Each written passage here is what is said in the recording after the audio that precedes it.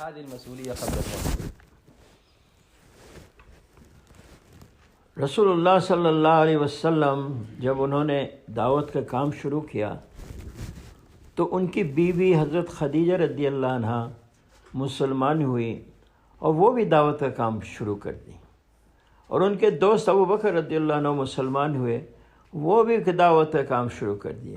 جو مسلمان ہوتا تھا، چاہے مرد ہوتی تھی چاہے عورت ہوتی تھی، ہے نا، وہ دعوت کا کام کرتی تھی، اس لیے کہ یہ امت کی ذمہ داری ہے، اور شروع سے حضور صلی اللہ علیہ وسلم نے امت کو اپنی ذمہ داری میں لگایا۔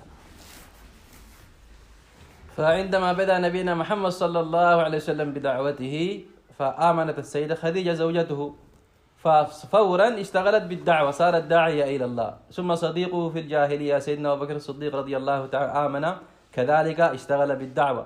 فكل من كان يدخل في الإسلام فكان يصير داعي إلى الله ويشتغل بالدعوة إلى الله بدعوة نبينا محمد صلى الله عليه وسلم.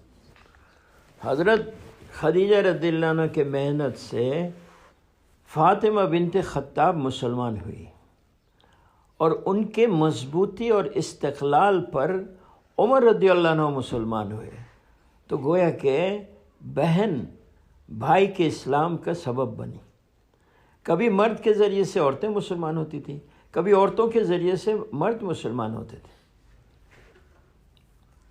فالسيدة خديجة رضي الله تعالى عنها بعد أن أسلمت قال يعني اجتهد على فاطمة بنت الخطاب، هي كذلك دخلت في الإسلام، وبسبب فاطمة بنت الخطاب أسلم سيدنا عمر أخوها. فهكذا جميعا كانوا في الدعوة إلى الله. فأحيانا المرأة تسلم بسبب الرجل، يعني الأخ بسبب الأخت، أو الأخت بسبب الأخ، وهكذا. فجميعا كانوا دعاة إلى الله، الرجال والنساء. جب حضور صلی اللہ علیہ وسلم جب مکہ میں داخل ہوئے فاتحانہ، تو مکہ والے اسلام قبول کرنا شروع کیے، لیکن اکرمہ ابن ابو جہل، جو ابو جہل کا بیٹا تھا، اس نے کہا کہ ہم تو اسلام نہیں قبول کریں گے، وہ مکہ چھوڑ کر بھاگ گئے۔ لیکن ان کی بیوی مسلمان ہو گئیں، ام حکیم رضی اللہ عنہ، ام حکیم رضی اللہ عنہ مسلمان ہوئی اور گئی حضور صلی اللہ علیہ وسلم کے پاس، اور کہنے لگی یا رسول اللہ، آپ چاہتے ہیں ہم اکرمہ کو آپ کے پاس لے آئے؟ حضور نے کہا ہاں ضرور لے آؤ، تو لیکن آپ کو ان کو امان دینا پڑے گا۔ تو ہم نے دیا ان کو امان۔ پھر وہ گئی اپنے خاوند کی تلاش میں، تو دیکھی کہ وہ دریا پار ہونے والے ہیں اور کشتی میں بیٹھ چکے ہیں، اور اس وقت تھوڑا سا طوفان آیا تھا، تو جو ملا ہے وہ کہنے لگا سب لوگ کلمہ پڑھ لو، کہنے لگے ہم تو کلمہ سے ہی بھاگ کر ادھر آئے۔ تو ان کی بیوی ان کو بلائی اور کہنے لگی حضور صلی اللہ علیہ وسلم نے آپ کو امن دیا ہے، آپ چلیے ہمارے ساتھ۔ تو وہ چلے گئے اپنی بیوی کے ساتھ مکہ واپس۔ حضور صلی اللہ علیہ وسلم نے ان کا اکرام کیا، ان کو دعوت دیا، اور وہ مسلمان ہو گئے۔ تو اکرمہ ابن ابو جہل جیسا، ابو جہل کا بیٹا، ان کا اسلام کے جو سبب ہوا وہ ان کی بیوی بنی، ہے نا۔ اور کیا کہا انہوں نے کہ یا رسول اللہ، آج تک ہم نے جتنا مال خرچ کیا ہے اسلام کو مٹانے کے لیے، اس سے دگنا مال ہم خرچ کریں گے اسلام کو دنیا میں زندہ کرنے کے لیے، اور آج تک ہم نے جتنا قوت لگایا ہے اسلام کو ختم کرنے کے لیے، آج سے ہم دگنا قوت لگائیں گے اسلام کو دنیا میں قائم کرنے کے لیے۔ فيقول كذلك عندما دخل النبي صلى الله عليه وسلم مكة فاتحا في فتح مكة، فعكرمة ابن أبي جهل ما كان أسلم في ذلك الوقت، فأراد الفرار حتى لا يسلم، قال لا نريد أن ندخل في هذا الإسلام، وأراد الفرار وخرج. فزوجته أم جميل أم حكيم كانت قد أسلمت، فتفكرت لزوجها كيف هو كذلك يدخل في الإسلام ويرجع إلى مكة ولا يفر لا يخرج. فاستأذنت النبي صلى الله عليه وسلم، فقال الله تعطيه الأمان حتى أنا آتي به. فالنبي عليه الصلاة والسلام أعطاها الأمان، فخرجت فوجدته يعني في الساحل، يريد يعني يركب السفينة ويخرج. فأثناء ما ركب في السفينة يعني جاء الموج والرياح فصاحب السفينة فقال له أخلص، يعني قل لا إله إلا الله، فقال ما فررت إلا من ذاك، أنا ما أريد الإسلام. في هذه الأثناء الزوجة وصلت كذلك، قالت له يعني لا تخرج وتأتي معنا، النبي عليه السلام ينتظرك، وبينت له أن النبي عليه السلام أعطاه الأمان. فرجع عكرمة ابن أبي جهل، رجع إلى النبي عليه الصلاة والسلام، وبفضل الله أسلم ودخل في الإسلام. فمعروف عكرمة ابن أبي جهل ابن من؟ ولكن بسبب جهد الزوجة وفكر الزوجة دخل في الإسلام. ثم قال النبي صلى الله عليه وسلم قدر ما اجتهدت ضد الإسلام أريد أجتهد ضعف ذلك في الإسلام لنصرة الإسلام، وقدر ما أنفقت من مال لإطفاء الإسلام وضد الإسلام أريد أنفق ضعفه لنصرة الإسلام. فهكذا بسبب زوجته يعني دخل في الإسلام وجاءت فيه هذه العاطفة والرغبة لنصرة الدين. ایسے ہی ام سلیم، ان کے پاس ابو طلحہ آئے اور کہنے لگے ام سلیم ہم تم سے شادی کرنا چاہتے ہیں۔ ابو طلحہ مسلمان نہیں تھے، ام سلیم مسلمان تھی۔ کہنے لگی ارے ابو طلحہ تمہیں شرم نہیں آتی، تم درخت پوجا کرتے ہو، پتھر پوجا کرتے ہو، اور ہم اللہ کی عبادت کرتے ہیں، تم سے ہماری کیسی شادی ہو سکتی؟ ہاں اگر تم مسلمان ہو جاؤ اور کلمہ پڑھ لو تو ہمیں اور کوئی مہر کی ضرورت نہیں ہے، تمہارا کلمہ ہی ہمارا مہر ہوگا۔ تو ابو طلحہ نے کہا اچھا ہم سوچ کے بتاتے ہیں۔ چلے گئے، دوسرے دن آئے اور کہنے لگے ہم تیار ہیں کلمہ پڑھنے کے لیے، اور انہوں نے کلمہ پڑھ لیا۔ اب کلمہ پڑھ لیا تو اب مہر واجب ہو گیا۔ تو ام سلیم نے اپنے لڑکے کو بلایا، انس آؤ ہمارا اور ابو طلحہ کی شادی کرا دو۔ تو لڑکا نے اپنی ماں کی شادی کرا دی، وہ بیوہ تھی۔ تو کیسی حکمت والی تھی دیکھیے۔ ہاں ان کو مال، عورت تو مہر چاہتی ہیں، بھائی اتنا چاہیے اتنا چاہیے، پتہ نہیں سودان میں چاہتی ہیں یا نہیں، لیکن ہر جگہ ایسا ہے۔ لیکن وہ ایک کلمہ پہ راضی ہو گئی، کیوں کہ اس کے ذریعے سے اگر ایک آدمی مسلمان بن جائے تو یہ کتنا بڑا ہمارا کمائی ہوگا۔ بين كذلك قصة سليم، كانت صحابية أسلمت، فجاء أبو طلحة وتقدم لها، كانت يعني ثيبة مطلقة عندها كذلك ولد، فتقدم لها قال أريد أن أتزوجك، وهذا غير مسلم. فقالت له ألا تستحي أنت تعبد الشجر والحجر وأنا أؤمن بالله سبحانه وتعالى، فإذا تريد أن تتزوجني أنا أقبل، ولكن بشرط أن تدخل في الإسلام ويكون هذا مهري، لا أريد شيء. قال يعني كم هذه تضحية من هذه المرأة؟ عادة عندنا قال النساء يطلبن المهر الكثير في الزواج، ولكن هذه تنازلت عن مهرها ورضيت أن يكون المهر فقط كيف هذا الرجل يدخل في الإسلام وينطق بشهادة الإسلام. فأبو طلحة قال لها أنا أتفكر حتى الغد ثم آتي وأخبرك. فرجع واليوم الثاني جاء وقال أنا موافق، أنطق الكلمة وأتزوجك. ففعلا فهي نادت ابنها أنس، فجاء الابن وعقد لأمه ولأبو طلحة ودخل في الإسلام بفضل الله سبحانه وتعالى. فهكذا النساء عندهن الفكر كيف الرجال يدخل في دين الله سبحانه وتعالى، تنازلت عن المهر وكل شيء حتى هذا الرجل يعني يدخل في دين الله سبحانه وتعالى. بس میرے ماں اور بہنوں، یہ جو ذمہ داری تھی اور ذمہ داری کا احساس تھا پہلے مسلمانوں میں، آج افسوس کے بات یہ نہیں ہے نا۔ دین مٹے یا نہ مٹے، کوئی نماز پڑھے یا نہ پڑھے، بچے سو رہے ہیں فجر کے وقت، باپ ماں کو فکر نہیں ہے، تو یہ ہے دین سے غفلت اور اپنی ذمہ داری سے غفلت، ہے نا۔ اللہ پاک مولانا الیاس صاحب رحمۃ اللہ کے قبر کو نور سے بھر دے۔ اتنا فکر کیا انہوں نے کہ امت کے اندر دوبارہ وہ کام زندہ ہو جو کام صحابہ کرتے تھے اور جس کام کے ذریعے سے ہدایت عام ہو گیا تھا، وہ یہ دعوت والا کام ہے۔ فقال يعني كهذه كانت عاطفة الصحابيات والفكر والإحساس بمسؤولية الدين عندهم، ولكن الآن ننظر حالنا، كم الفكر عندنا للدين وكم الإحساس بالمسؤولية الدين يزيد ينقص، أبناءنا يصلوا لا يصلوا، صلاة الفجر استيقظ ما استيقظ، ما عندنا الفكر لا الرجل ولا المرأة. هذا حالنا الآن. أما أشياء الدنيا فالفكر والجهود لا نرضى شيء ينقص في البيت، ولكن ولد لا يصلي يخالف أمر الله لا أحد يبالي، فهذا شيء مؤسف جدا.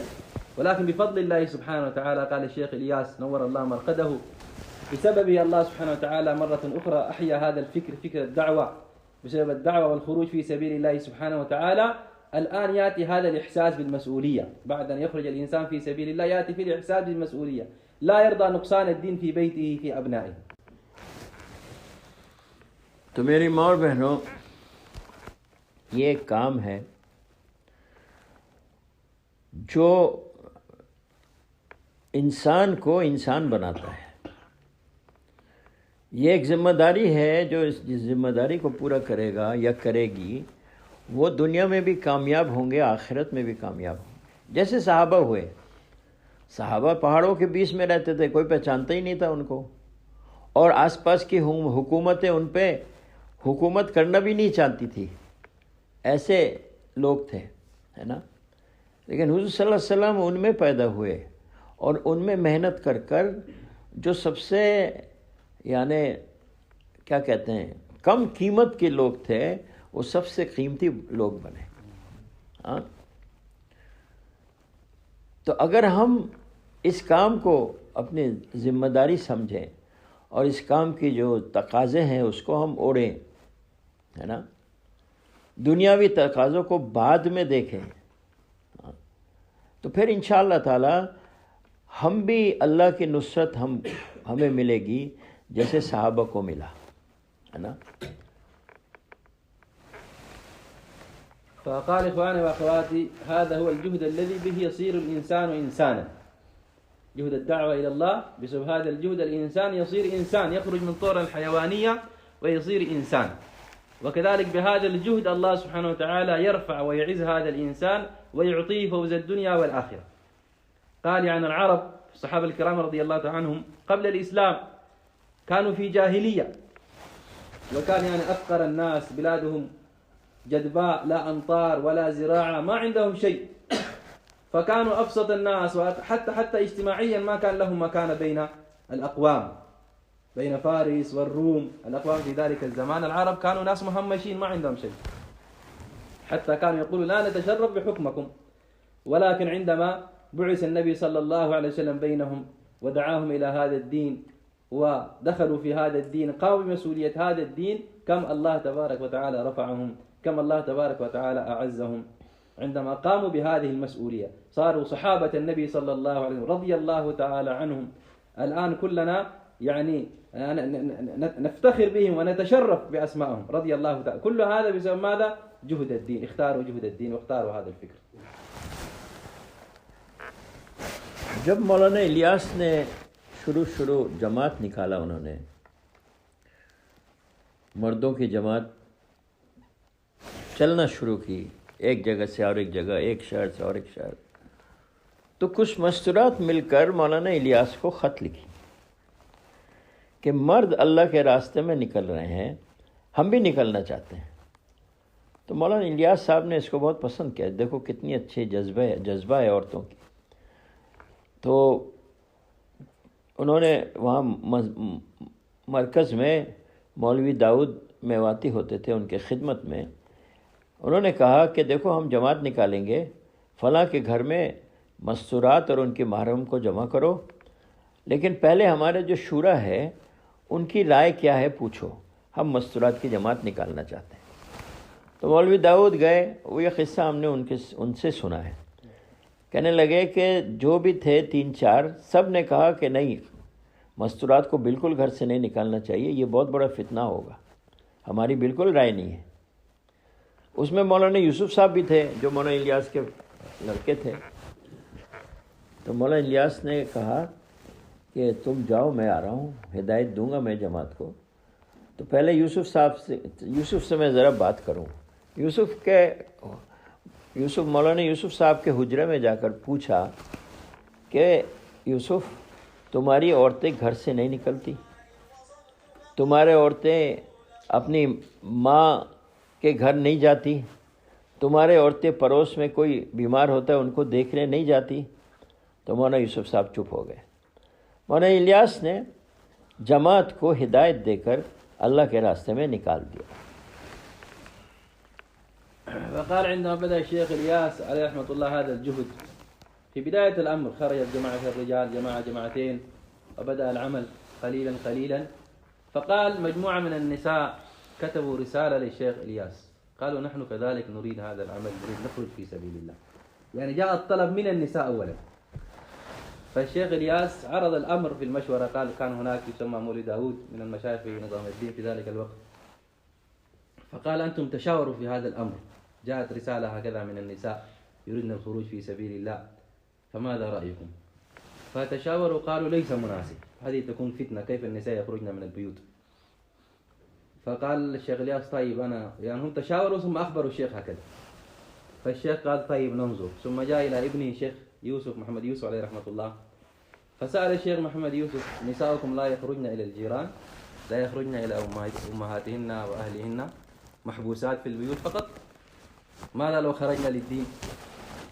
فبهذه الطريقة أقنع جماعة الشورى في ذلك الوقت أنه لا حرج من خروج النساء بالحجاب وبالترتيب الصحيح لتعلم الدين كما يخرجن للأمور الدنيوية، فلا بأس كذلك أن يخرجن. ففي ذلك وكل أهل الشورى يعني اقتنعوا بكلام الشيخ الياس، ومن ذلك الوقت بدأت جماعة المستورات. تو جب جماعت نکلی تو وہاں دلی میں بڑے جو مفتی صاحب تھے، ان کا نام تھا کفایت اللہ، وہ مولانا الیاس کو بہت پسند کرتے تھے اور ان کی شفقت کرتے تھے. لیکن ان کو جب یہ خبر ملی کہ مولانا نے عورتوں کی جماعت نکالا ہے تو وہ پریشان ہو گئے. کہنے لگے علماء ابھی مردوں کے نکلنے پر ان کو انشرح نہیں ہوا ہے اور الیاس نے عورتوں کو بھی نکال دیا، وہ کیا کیا؟ یہ خبر جب مولانا الیاس تک پہنچی وہ سیدھا مفتی صاحب کے گھر پہنچ گئے اور کہنے لگے مفتی صاحب ہم نے جماعت نکالی ہے لیکن کچھ شرائط کے ساتھ نکالی ہے، آپ سنیے تو صحیح. بولے ہاں بتاؤ کیا شرط ہے؟ پہلے شرط یہ ہے کہ مستورات اکیلے نہیں نکلتی ہیں، اپنی محرم کے ساتھ نکلتی ہیں. دوسری شرط یہ ہے کہ وہ کامل حجاب کے ساتھ نکلتی ہیں. تیسری شرط یہ ہے کہ جس مکان میں، جس گھر میں مستورات ٹھہرتی ہیں اس مکان میں کوئی بالغ مرد نہیں ٹھہر سکتا. چوتھی شرط یہ ہے کہ مستورات گشت نہیں کرتی ہیں محلے میں، وہ تو اس مکان میں رہتی ہیں. ان کے مرد گشت کرتے ہیں، مردوں کو مسجد میں جوڑتے ہیں اور ان کو خبر دیتے ہیں کہ فلاں کے گھر میں ہماری عورتیں ہیں، آپ اپنی عورتوں کو وہاں بھیجیں. اور پانچواں، مرد جیسا لمبا چوڑا بیان مستورات نہیں کرتی بلکہ وہ آپس میں تعلیم کرتی ہیں، آپس میں مذاکرہ کرتی ہیں، دعوت کی اہمیت ایک دوسرے کو سمجھانے کی کوشش کرتی ہیں. تو مولانا مفتی کفایت اللہ صاحب نے کہا کہ اگر ان شرائط کے ساتھ آپ نے جماعت نکالی ہے تو ہمیں کوئی اشکال نہیں ہے، آپ جماعت نکالتے رہیے. تو اس دن سے جماعتیں نکلی. فقال كذلك في ذلك الوقت كان مفتي كفاية الله في دلهي من العلماء الكبار في ذلك الوقت، وكان يعرف الشيخ إلياس ويحبه ويشفق عليه، فكان يعني سمع بدعوة الشيخ إلياس كذلك، فوصل إليه الخبر أن الشيخ إلياس خرج جماعة المستورات. فعندما سمع هذا متعجب، قال الشيخ إلياس بدأ بهذه الدعوة، الآن بعض الناس بخروج الرجال ما وافقوه، بدأ بخروج النساء كذلك، إيش هذا الكلام؟ فكأنه اعترض. فهذا الكلام وصل إلى الشيخ إلياس أن مفتي كفاية الله يقول هكذا. فالشيخ إلياس ذهب عنده إلى مفتي كفاية الله فأخبره نعم أنا بدأت بهذا الترتيب خروج جماعة المستورات لكن بالشروط، ليس هكذا أي مرأة تخرج، وضعنا شروط لهذا الخروج. فسأل ما هذه الشروط؟ فقال أولا المرأة لا تخرج وحدها، تخرج مع المحرم. والشيء الثاني الجماعة تمكث في البيت، جماعة النساء المستورات، والشرط كذلك هذا البيت لا يكون فيه رجل بالغ. عندما تأتي الجماعة إلى البيت يخلى ويفرغ لجماعة النساء فقط. والشيء الثالث كذلك المستورات النساء لا يتجولن جولة عمومية مثل الرجال، هن يكون فقط في البيت. وكذلك الشيء الرابع قال المرأة لا تبين بيانات طويلة مثل الرجال، وإنما البيانات كلها على الرجال، النساء فقط حلقة التعليم والمذاكرات البسيطة فيما بينهن. والشرط الخامس كذلك المرأة تخرج في الحجاب الكامل، لا يسمح للمرأة تخرج بدون الحجاب الكامل. فهذه شروطنا، فماذا رأيكم؟ فالمفتي قال إذا الخروج بهذا الترتيب وهذه الشروط فلا بأس به، هذا عمل طيب. فالمفتي وافق، ومن ذلك الوقت بدأ خروج جماعة المستورات بهذه الشروط بفضل الله. تو میری ماں اور بہنوں، یہ کام ساری دنیا میں چل رہا ہے، مرد بھی نکل رہے ہیں، عورتیں بھی نکل رہی ہیں۔ یہ نکلنا اس لیے ضروری ہے کہ آج ہمارا ماحول بگڑا ہوا ہے، چاہے گھر کا ماحول بتائیے یا مسجد کا ماحول یا بازار کا ماحول۔ مسجد تو خالی پڑی ہے اور گھروں میں شیطان اپنا تعلیم دے رہا ہے۔ ہاں، کتنا گھر ہے اس علاقے میں اور کتنے گھروں میں اللہ اور اللہ رسول کی باتیں ہوتی ہیں، ہے نا؟ تو 24 گھنٹہ اگر مرد عورت بچے صرف دنیا کا فکر کریں، دنیا کی دعوت دیں، دنیا کی محبت دل میں بیٹھائیں، تو وہ دین پہ کب آئیں گے؟ کیسے آئیں گے؟ ہاں، اس لیے میرے ماں بہنوں، اللہ کے راستے میں نکلنا یہ بہت ضروری ہے۔ ابھی ہم نے سنا کہ ماشاءاللہ یہاں تو بہت عورتیں ہیں، لیکن صرف 4 مستورات نے چلہ دیا ہے اور 3 مستورات نے صرف 10 دن لگائی ہیں اور 30 مستورات نے 3 دن لگائی ہے۔ یہ تو بہت تھوڑا ہے۔ ہاں، ہم چاہتے ہیں ہر گھر کی عورت ہے نا گھر میں تعلیم کا اہتمام کرے اور ہفتہ وار تعلیم میں جائے اور تیسرے مہینے میں اپنے مستورات کے اپنے مردوں کے ساتھ اللہ کے راستے میں نکلے، ہے نا؟ جب تین دفعہ 3 دن کوئی لگائے، اس کے بعد وہ 10 یا 15 دن کے لیے نکلے، اور 10 یا 15 دن لگائے، اس کے بعد وہ چلے کے لیے نکلے، اور چلہ جب لگائے اس کے بعد وہ خارج البلاد کے لیے نکلے۔ یہ ترتیب ہے ہماری مستورات کے لیے۔ اور پورا سال میں ایک دفعہ 10 دن لگائے تو پھر کیا ہوگا؟ ہمارا ذہن صحیح رہے گا اور ہماری ایمان کی ترقی ہوگی، ہے نا؟ ورنہ انسان گناہ کے طرف جاتا ہے، فضول کے طرف جاتا ہے نا؟ اپنے نفس اس پہ قابو پا لیتا ہے جب ایمان کمزور ہو جاتی ہے۔ اس لیے بہت ضروری ہے کہ ہم ایمان کی محنت کریں، ایمان کی دعوت دیں۔ اللہ سے ہوتا ہے، چیزوں سے نہیں ہوتا، اس کی دعوت دیں۔ اللہ بڑا ہے، اللہ کے حکموں پہ چلیں گے تو ہم کامیاب ہوں گے، اور اللہ کے حکموں پہ نہیں چلیں گے تو ہم ناکام ہوں گے۔ اس کی ورد ہونی چاہیے، بچے کے منہ میں یہ بات ہونی چاہیے۔ یہ کب ہوگا؟ جب گھر کے مرد اور عورت مل کر اس کی فکر کریں گے اور گھر میں دینی ماحول بنائیں گے۔ ويقول الشيخ بفضل الله سبحانه وتعالى الآن هذا العمل في كل العالم، جماعات تخرج في سبيل الله سبحانه وتعالى رجالا ونساء مستورات، جماعات الرجال. الله قبل هذا العمل ونشره في كل العالم بفضل الله سبحانه وتعالى. ولكن إخواني وأخواتي، كم من البيوت وكم من المناطق إلى الآن حيث ما وصل إليهم هذا الجهد، يعني بعيدين كل البعد عن الدين وفكر الدين، 24 ساعة في البيت، لا أحد يذكرك بالله سبحانه وتعالى غير كلام الدنيا والترغيب للدنيا ومحبة الدنيا. هذا حال يعني أغلب المسلمين إلا من رحم الله. فلهذا كم الآن الضرورة لهذا الجهد، الإنسان يخرج في سبيل الله سبحانه وتعالى، يفرغ الوقت، يجلس في بيئة الإيمان حتى يزداد الإيمان، يأتي فيه فكر الآخرة، يصير داعي إلى الله، يستطيع يعظم الله، يكبر الله سبحانه وتعالى. فقال ما شاء الله أخذنا حوالي هذه المنطقة ما شاء الله 4 حلقات، ولكن عدد المستورات اللائي خرجنا قليل جدا، تقريبا 4 نساء قالوا خرجنا 40 يوم، و3 أظن 10 أيام، و30 ل3 أيام، فهذا قال عدد قليل جدا. فكيف من كل بيت تكون أقل شيء مرأة واحدة خرجت ل40 يوم حتى تستطيع تقيم حلقة التعليم وأعمال الدعوة في البيت، حتى الأطفال الأبناء يتربوا على الدين، على فكر الدين، محبة الدين، فكر الآخرة، حتى الله يرضى عنا، الله يصلح الأحوال بالدين. فلهذا لا بد من الخروج في سبيل الله سبحانه وتعالى، تتكون بيئة الدين في البيوت وفي كل مكان، كل إنسان يكون داعي إلى الله، يعظم الله، يكبر الله، من الله يكون، من غير الله لا يكون شيء. فوز الدنيا والآخرة بالدين، بدون الدين خسارة في الدنيا والآخرة. كيف يأتي هذا الفكر في الجميع، رجال النساء حتى أطفالنا يذكر الله يعظم الله يكبر الله سبحانه وتعالى. فإخواني وأخواتي هذا يكون بالدعوة بالخروج في سبيل الله. والمشايخ وضعوا ترتيب لهذا الخروج. المرأة أولا تخرج 3 أيام 3 3 مرات، بعد ذلك تستطيع تخرج 10 أيام أو 15 يوم، وبعد ذلك تستطيع تخرج ل40 يوم، وبعد ذلك تستطيع تسافر كذلك خارج البلاد بهذا الترتيب. هذا الترتيب جهد المستورات. فكل مرة تكون حريصة على هذا الخروج.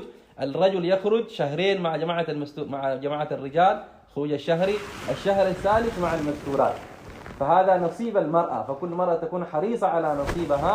الرجل إذا خرج 2 شهر الشهر الثالث لابد في جماعة المستورات، تخرج مرة مرتين 3 مرات، بعد ذلك ل10 أيام أو 15 يوم، ثم بعد ذلك 40 يوم، حتى كل مرأة يعني يأتي فيها مزاج الدعوة وفكر الدعوة. تو میرے ماں اور بھائیوں، جہاں یہ کام شروع ہوا وہاں لوگ دین میں آنا شروع ہوئے، اور کبھی چھوٹے چھوٹے بچے بھی سب اس کے سبب بنے۔ امریکہ میں ایک بچہ مسلمان، کلاس میں اس کی جو ٹیچر تھی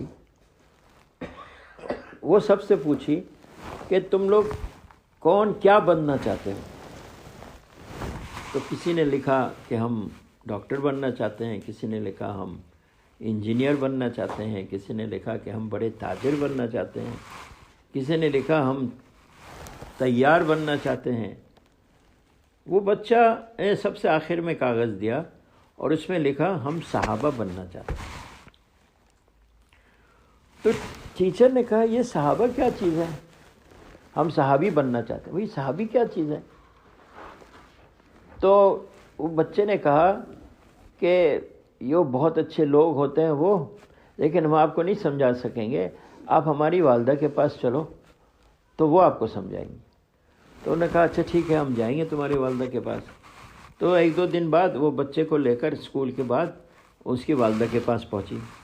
والدہ نے ان کا اکرام کیا اور ان کو دعوت دی اور ان کو اسلام سمجھایا، تو وہ عورت مسلمان ہو گئی۔ ہاں، وہ عورت مسلمان ہو گئی۔ اور ایک امریکن نئے مسلمان مرد اور عورت یہ انگلینڈ میں وقت لگانے گئے تھے، واپس جب آئے ایئرپورٹ میں تو وہ ماشاءاللہ سنت کے مطابق پگڑی پہنے ہوئے، ہاتھ میں تسبیح، اور عورت پوری ڈھکی ہوئی۔ تو ایئرپورٹ والوں نے پوچھا بھائی تم تو سمجھے، تمہیں تو میں دیکھ رہا ہوں، لیکن یہ کون ہے، یہ کیا ہے؟ تو یہ ہماری بیوی ہے۔ تو بولے بیوی ہے تو ہمیں دیکھنے دو، ہم پاسپورٹ سے چہرہ ملائیں گے۔ تو بولے نہیں، چہرہ تو غیر محرم نہیں دیکھ سکتا عورتوں کا، اسلام میں اس کی اجازت نہیں ہے۔ تو بولے پھر کیسے ہم چیک کریں گے؟ بھائی تم عورت کو لاؤ۔ تو ایک کمرے میں ایک عورت ان کو لے گئی، انہوں نے اپنا پاسپورٹ دکھایا اور نقاب اٹھایا، اور پھر بولا ملتا ہے؟ بولا ہاں ملتا ہے، چھوڑ دیا۔ بولے تم یہاں کیوں پردہ کر رہی ہو؟ یہاں تو مرد نہیں آ رہے ہیں۔ بولے ہمیں ڈر لگتا ہے تم بے پردگی سے ساری دنیا گھومتی ہو، اس کا اثر کہیں ہمیں نہ آ جائے، اس لیے ہم تم سے بھی پردہ کرنا چاہتے ہیں۔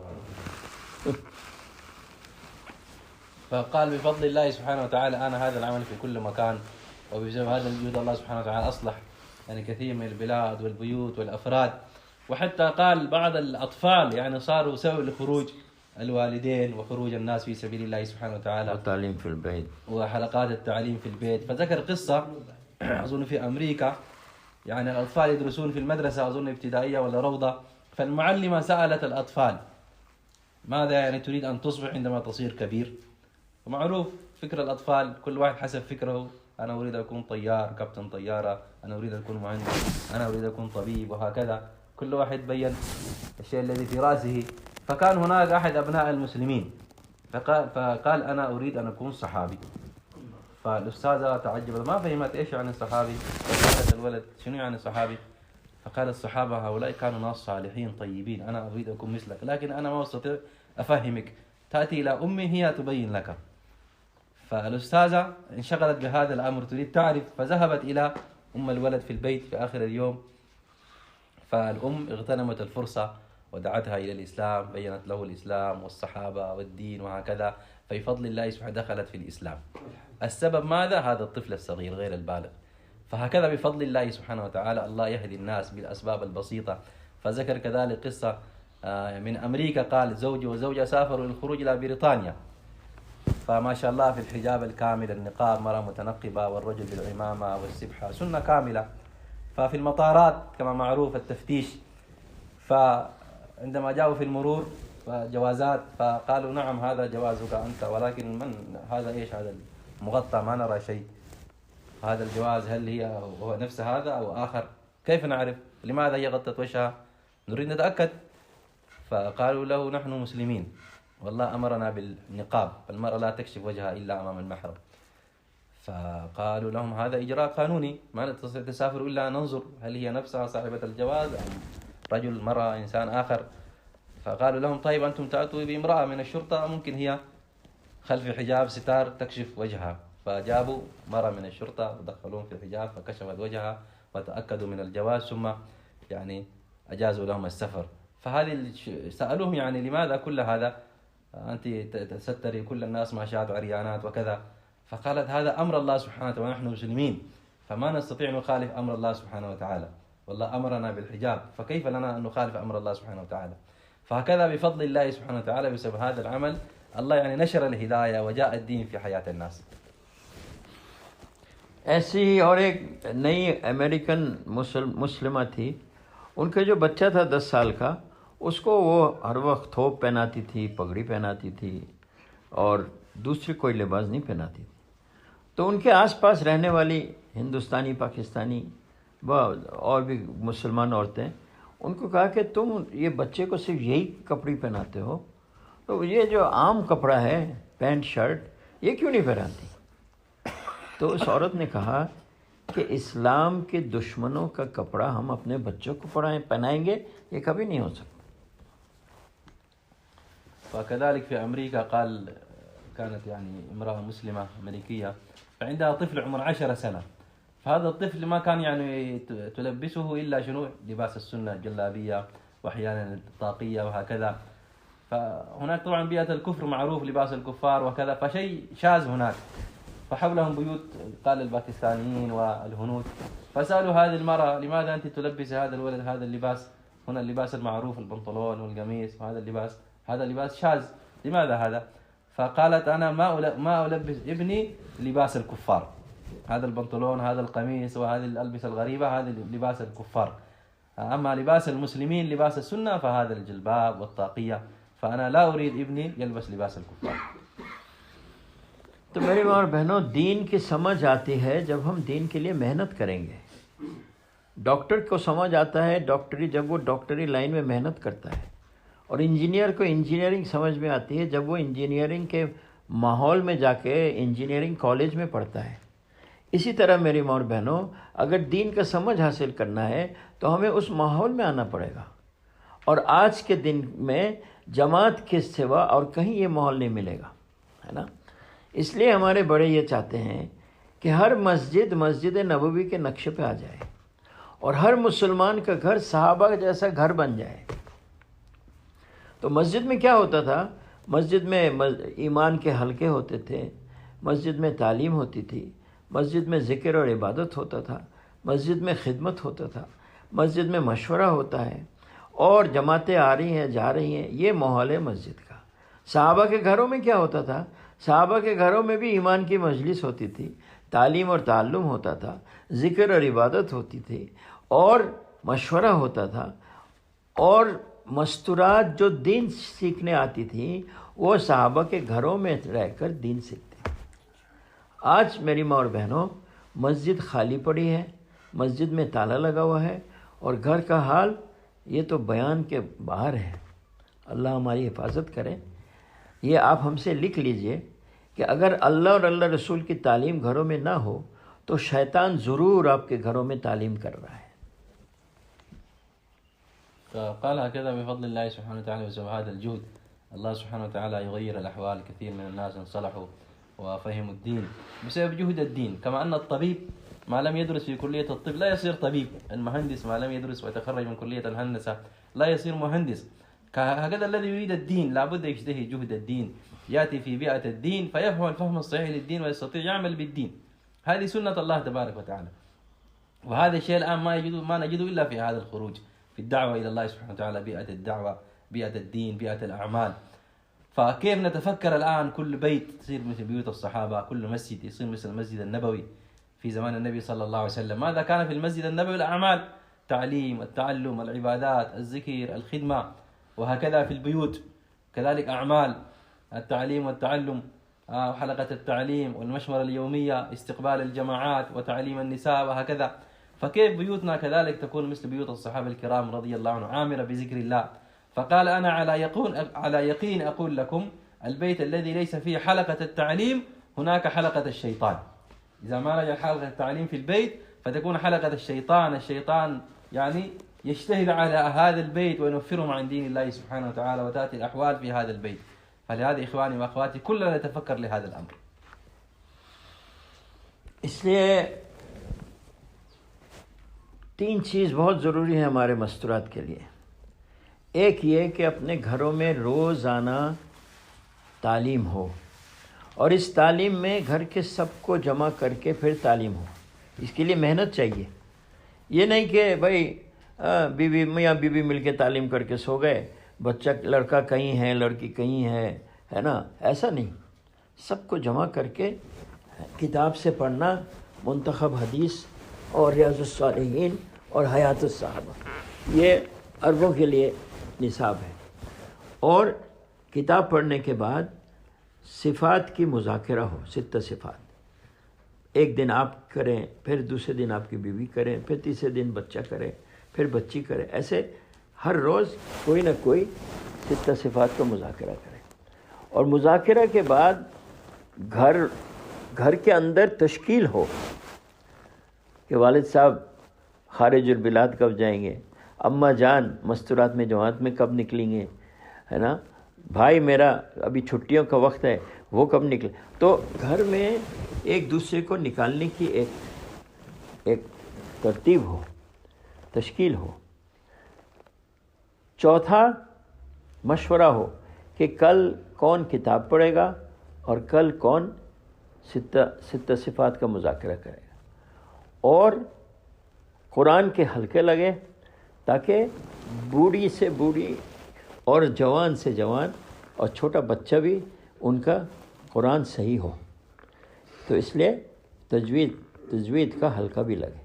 یہ 5 کام ہر روز اپنے گھر میں سب کو لے کر کرنا ہے. یہ ذمہ داری ہمارے مردوں کی بھی ہے، یہ ذمہ داری ہماری مستورات کی بھی ہے کہ ہمارے گھر میں روزانہ تعلیم ہو. تو کتنا خیر اور کتنا برکت آئے گا آپ سوچ نہیں سکتی.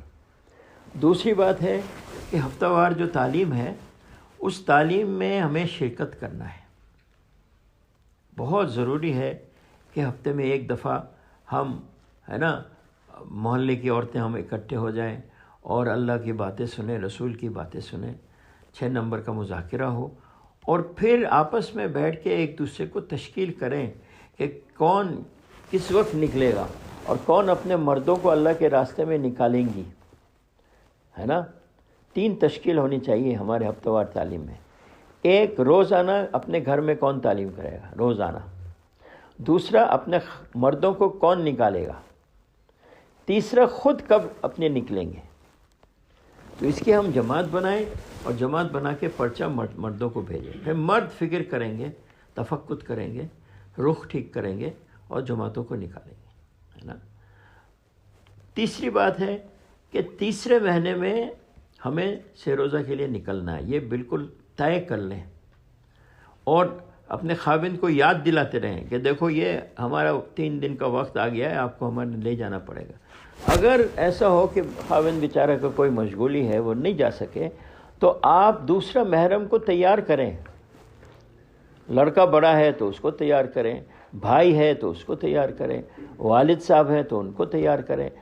ہاں، کوئی بھی اپنے محرم کو تیار کر کے 6 روزہ ہمیں لگانا ہے. ہاں، 3 دفعہ 6 روزہ ہو گیا، 15 دن کے لیے نکلیں. 15 دن ہو گیا، چلے کے لیے نکلیں، ہے نا. اور ہندوستان، پاکستان، بنگلہ دیش اگر کوئی 5 دفعہ 3 دن لگائے اور ان کا مرد چلہ لگایا ہوا ہے تو وہ آ سکتی. ہندوستان، پاکستان، بنگلہ دیش کا یہ بڑوں نے اس کا رخصت دیا ہے. تو اس لیے میری ماں اور بہنوں، یہ 3 کام مستورات کو بہت اہتمام سے کرنا ہے. گھر میں تعلیم روزانہ، ہفتے وار تعلیم میں جانا، اور تیسرے مہینے میں خروج کرنا. ہاں، اس سے ایمان کی ترقی ہوگی. اور گھر میں دینی ماحول بنانا، گھر میں دنیاوی ماحول نہیں بنانا کہ کہیں گانا ہو رہا ہے، کہیں بے پردگی ہو رہی ہے، ایسا نہیں ہے نا. گھروں میں آواز باہر جائے گی صرف قرآن کی تلاوت کی. ہاں، اور پردے کا ایسا انتظام ہوگا کہ غیر محرم کوئی اندر نہ آ جائے. حضرت فاطمہ سے حضرت علی نے پوچھا تھا کہ تم کیا پسند کرتی ہو؟ تو حضرت فاطمہ نے کہا تھا کوئی ہمیں نہ دیکھے اور ہم کسی کو نہ دیکھیں. اس کے معنی کوئی غیر محرم ہمیں نہ دیکھے اور کوئی ہم کسی غیر محرم کو نہ دیکھیں. تو یہ بات حضرت صلی اللہ علیہ وسلم کو جب حضرت علی نے سنایا تو حضور نے بہت خوش ہو گئے کہ دیکھو فاطمہ نے کتنا اچھا جواب دیا ہے. تو اس لیے میری ماں اور بہنوں، گھروں میں پردہ کا اہتمام ہو، گھروں میں ایک ایسی جگہ ہو جس میں گھر کی عورتیں نماز بھی پڑھیں، تعلیم بھی کریں، تلاوت بھی کریں، جس کو گھر کا مسجد کہا جاتا ہے. ہاں، تو انشاءاللہ تعالی یہ کچھ کام مستورات کریں.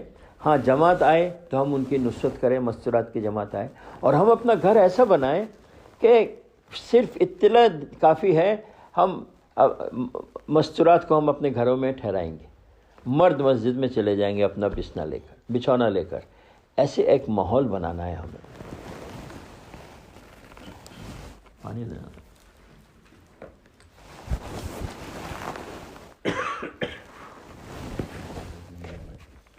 فقال إخواني وأخواتي لابد في كل بيت يكون يعني حلقة التعليم.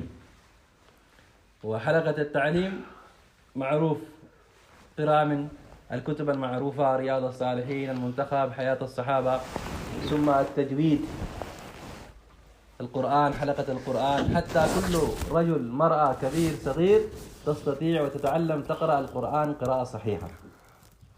ثم كذلك مذاكرة الصفات، ثم كذلك المشورة، أهل البيت يجلسوا ويتشاوروا في أمور البيت. ثم في الخروج كذلك، خروج أهل البيت، من جاء وقت خروجه، الآن الابن يخرج أم الأب يخرج، الأم متى تخرج، وهكذا يكون فكر الخروج في هذه المشورة. يتشاوروا في من يخرج الآن. والشيء الثاني كذلك يتشاوروا في أعمال الغد، غدا من يقرأ من الكتاب عليه التعليم، غدا من عليه مذاكرة الصفات، وهكذا يتشاوروا في أمور البيت. ففي كل بيت كيف يعني تكون هذه الحلقة، حلقة التعليم بالاهتمام. وكذلك حلقة التعليم الأسبوعية في الحلقة، كيف في البيت المناسب حسب الشروط تقام هذه الحلقة، ونكون حريصين يعني كل أهل الحي أو أهل الحلقة يحضروا يعني في هذا التعليم، النساء جميعا يحضرن حتى يستفدن. وفي هذه الحلقة كذلك تكون القراءة من الكتاب، ثم كذلك التشكيل، حتى تكون الفائدة. بهذه الأعمال تنزل نصرة الله سبحانه وتعالى، بهذه الأعمال تتغير البيئات، تنزل الهداية، الله سبحانه وتعالى يرضى عنا.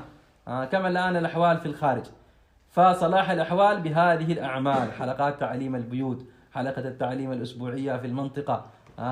كل مرأة تكون حريصة كيف هي تخرج، يعني هذه 3 أيام مع زوجها كل بعد شهرين. الرجل خرج الآن 3 أيام في هذا الشهر، والشهر الثاني خرج، الشهر الثالث لابد المرأة تخرج. قال لو حصل للرجل عذر، الرجل ما يستطيع يخرج هذا الشهر الثالث، جماعة المستورات حصل له عذر، فالمرأة تخرج ولو مع محرم آخر، مع الابن أو مع محرم آخر إذا حصل للزوج يعني عذر. فالمرأة تكون حريصة على حقها، الشهر الثالث هذا لها، فتطالب حتى هي تخرج ولا تؤخر هذا الخروج. فإذا خرجت مرة، مرتين، 3 مرات، قال بعد ذلك تستطيع تخرج 10 أيام و15 يوم، وبعد ذلك 40 يوم، وهكذا حتى كلنا نترقى ونزداد في هذا العمل، لا نبقى فقط 3 أيام كل مرة، حتى نترقى ونستفيد، يزيد الفكر فينا في هذا الجهد. اللہ قبول فرمائے اور آپ کے جمع ہونے کو بھی قبول فرمائے.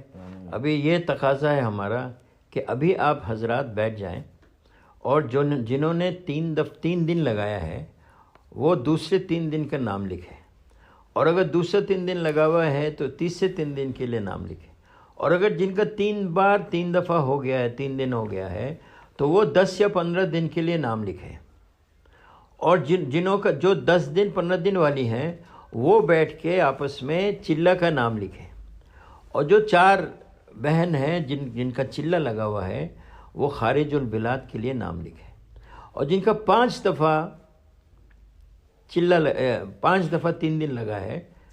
ہم چونکہ بنگلہ دیش سے آئے ہیں، ہماری ابھی تھوڑی دیر پہلے ہمارے گھر والے سے بات ہوا کہ ہم جا رہے ہیں مستورات میں بات کرنے کے لیے، تو انہوں نے کہا کہ آپ نقد مستورات کی جماعت بنگلہ دیش لائیے.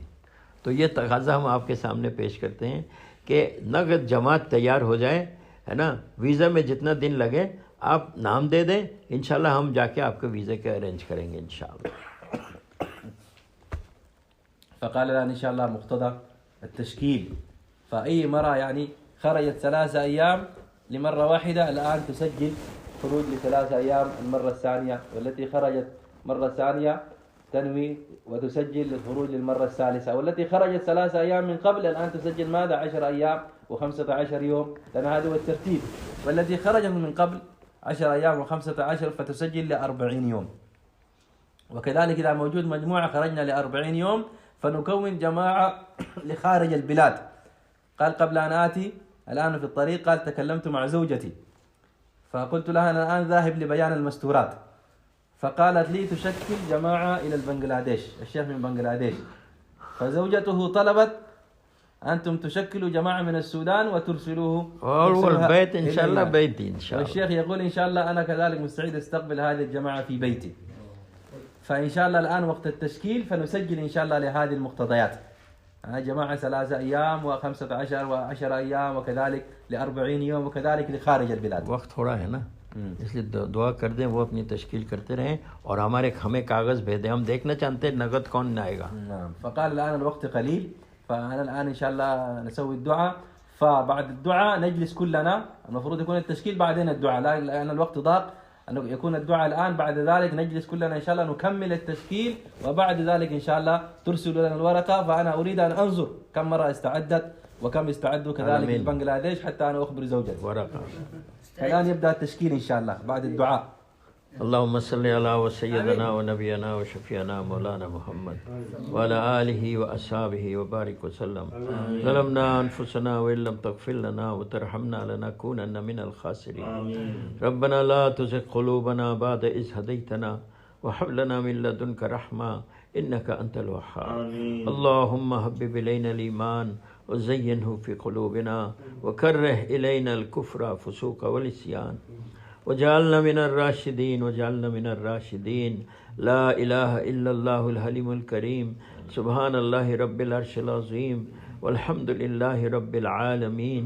أسألك موجبات رحمتك وعزائم مغفرتك والغنيمة من كل بر والسلامة من كل إثم.